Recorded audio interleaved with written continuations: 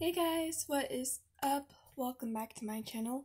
And for those of you who are new, welcome to my channel. My name is Rebecca Gardner, and welcome back to another episode of Read Along With Me. Last episode it was really short, but now I'm gonna lengthen this episode. So in the last episode, we kind of read about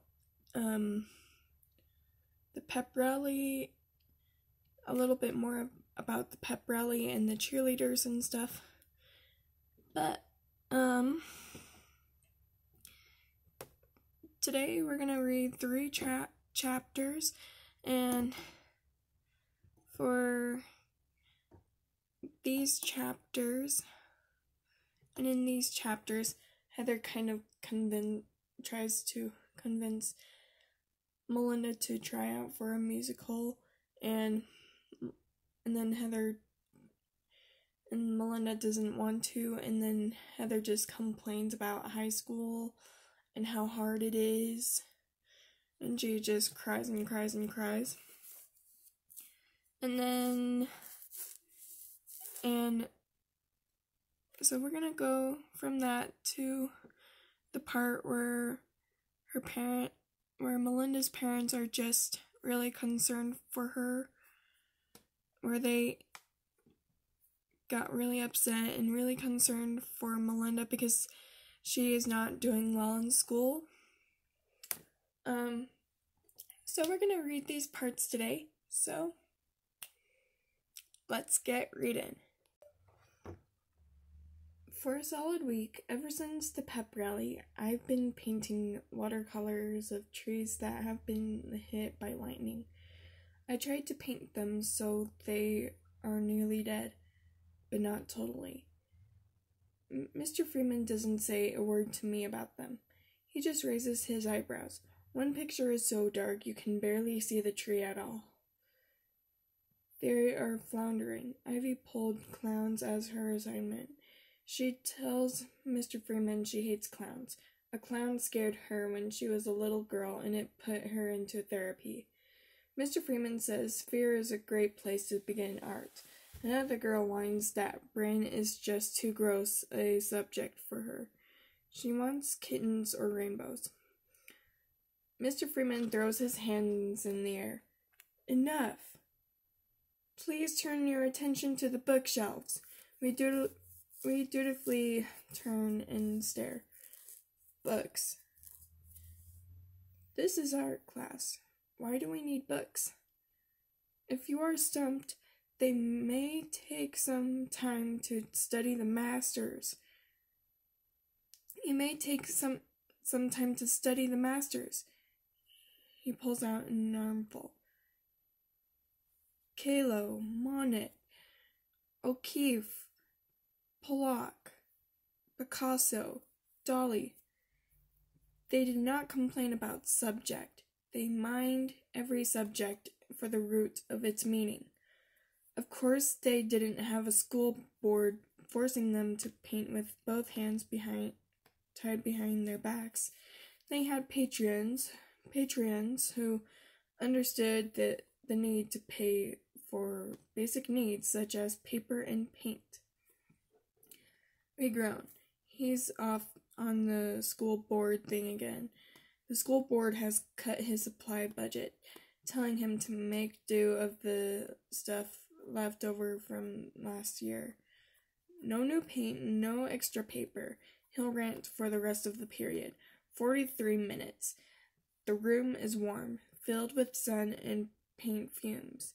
3 kids fall dead asleep. Eye twitches, snores, and everything. I stay awake. I take out a page of notebook paper and a pen and doodle a tree. My second grade version. Hopeless. I crumble it into a ball and take out another sheet. How hard can it be to put a tree on a piece of paper? 2 vertical lines for the trunk. Maybe some thick branches, a bunch of thinner branches, and plenty of leaves to hide the mistakes. I draw a horizontal line for the ground and a daisy popping up next to the tree. Somehow I don't think Mr. Freeman is going to find much emotion in it. I don't find any. He started out as much as a cool teacher. Is he going to make us thrash around with this ridiculous assignment without helping us? We get a day off for Columbus Day. I go to Heather's house. I wanted to sleep in, but Heather really wanted me to come over. There is nothing on television anyway. Heather's mom acts very excited to see me. She makes us mugs of hot chocolate to take upstairs and tries to convince Heather to invite a whole group for a sleepover.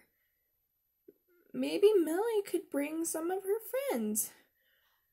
I don't mention the possibility that Rachel would slit my throat on her new carpet. I show my teeth like a good girl. Her mother pats my cheek. I am getting better at smiling when people expect it. Heather's room is finished and ready for viewing. It doesn't look like a 5th grader's or a 9th grader's. It looks like a commercial for vacuum cleaners, all fresh paint and vacuum cleaner lines in the carpet. The lilac walls have a few artsy prints on them. Her bookcase has glass doors.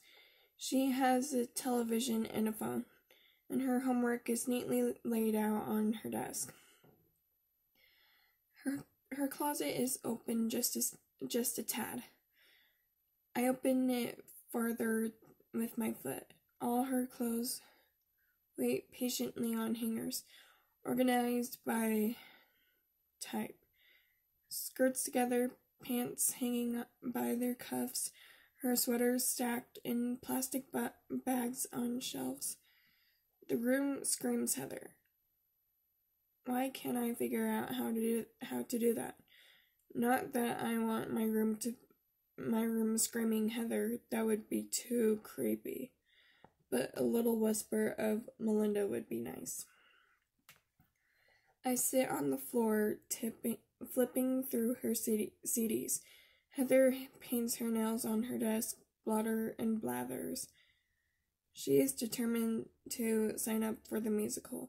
The music wingers are a hard clan to break into. Heather doesn't have talent or connections. I tell her she is wasting her time to even think of it. She thinks we should try out together. I think she has been breathing too much hairspray. My job is to nod or shake my head to say, I know what you mean, when I don't, and that is so unfair when it isn't. The musical would be easy for me. I am a good actor. Oh, I have a whole range of smiles. I use the shy, look up through the bangs smile for staff members, and the crinkly eye with the quick shake of my head if a teacher asks me for an answer. If my parents want to know how school went, I flash my eyebrows upward and shrug my shoulders. Then when people point at me or whisper as I walk past, I wave to imaginary friends down the hall and hurry to meet them. If I drop out of high school, I could be a mime. Heather asked why I don't think they would let us in the musical. I sip my hot chocolate. It burns the roof of my mouth. We are nobody. How can you say that? Why does everyone have that attitude? I don't understand any of this. If we want to be in the musical, then they should let us. We could stand on stage or something if they don't like our singing. It's not fair. I hate high school. She pushes her books on the floor and knocks the green nail polish on the sand-colored carpet. Why is it so hard to make friends here? Is there something in the water? In my old school, I could have gone out for the musical and worked on the newspaper and chaired the car wash. Here, people don't even know I exist. I get squished in the hall and I don't belong anywhere and nobody cares. And you're no help. You are so negative and you never try anything. You just mope around like you don't care that people talk about you behind your back. She flops on her bed and bursts into sobs. Big boo-hoos, with little squeals of frustration when she punches her teddy bear. I don't know what to do. I tried to soak up the nail polish, but I make the stain bigger. It looks like algae. Heather wipes her nose on the bear's plaid scarf. I slip out to the bathroom and come back with another box of tissues and a bottle of nail polish remover. I am so sorry, Melly. I can't believe I said those things to you. It's PMS. Don't pay any attention to me. You have been so sweet to me. You are the only person I can trust. She blows her nose loudly and wipes her eyes on her sleeve. Look at you. You're just like my mom, she says. No use crying. Just get on with your life. I know what we'll do. First, we'll work our way into a good group. We'll make them like us. By next year, the music wingers will be begging us to be in the musical. It is the hopeless idea I have ever heard, but I nod and pour the remover on the carpet. It lightens the polish to a bright vomit green and bleaches the carpet surrounding it. Then Heather sees what I have done. She burst into tears again, sobbing that it isn't my fault. My stomach is killing me. Her room isn't big enough for this much attention. I leave without saying goodbye.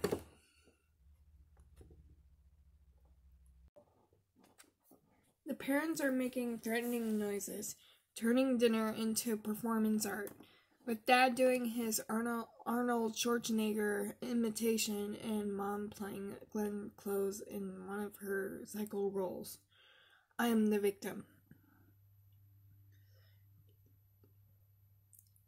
Thought you could put one over us, did you, Melinda? Big high school student now. Don't need to show your homework to your parents. Don't need to show your failing test grades.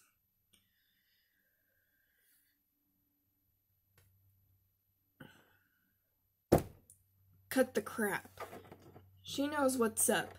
The interim reports came today. Listen to me, young lady. I'm only going to say this once. You get those grades up, or your name is mud. You hear me? Get them up. I'll handle this. Melinda, we're not asking for much, dear. We just want you to do your best, and we know your best is much better than this. You tested so well, dear. Look at me when I talk to you. I said, look at me. Look at me now.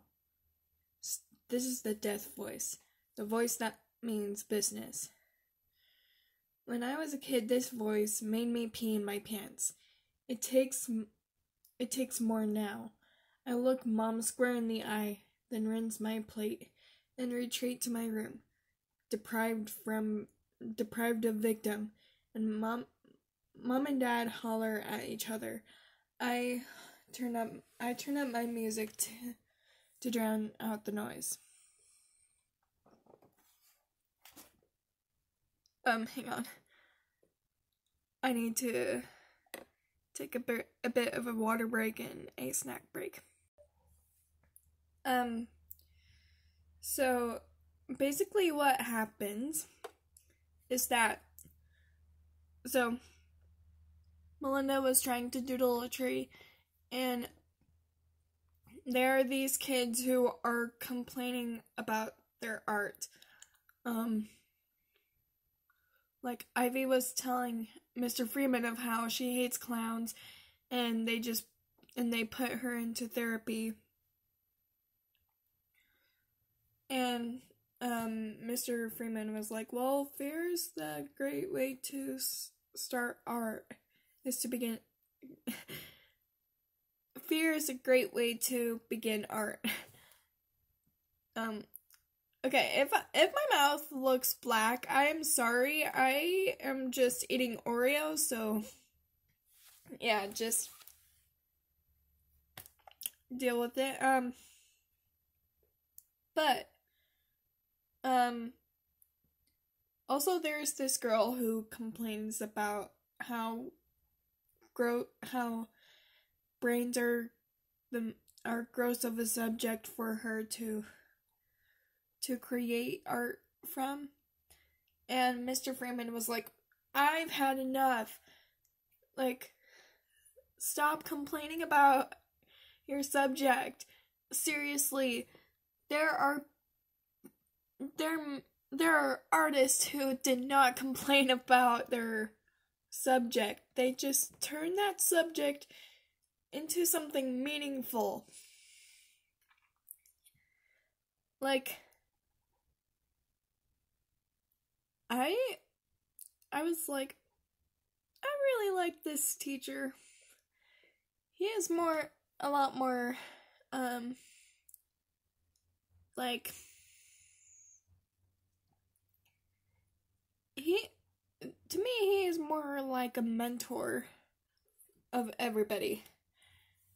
And I seriously wish I had a high school teacher who was like that. But, anyways, and then after that, Melinda goes to Heather's house, and Heather was convincing Melinda to go to try out for a musical with her, but Melinda doesn't want to, and and then Heather complains about how hard high school is and how negative Melinda is and stuff, which totally made me mad, because what she was doing right there is that she is bringing up Melinda's reason to be depressed. Like, she brought up her depression. Like, that totally annoys me.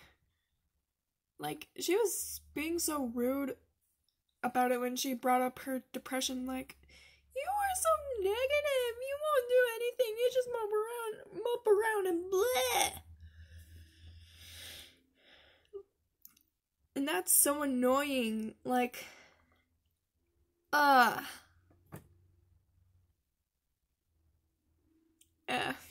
okay, anyways. And then it gets to dinner time when, her parents are really upset with Melinda because she is not doing well in school, and her interim reports came, and it shows her grades, and they were just really upset and really concerned for her. So yeah, that's an ugly situation to be in. I remember what my parents were like when they found out about my grades back in high school. Yeah. Because, like, okay, so for this discussion question, I want to ask you, like, how does your school reach out to your parents to let them know that you are failing that you have failing grades?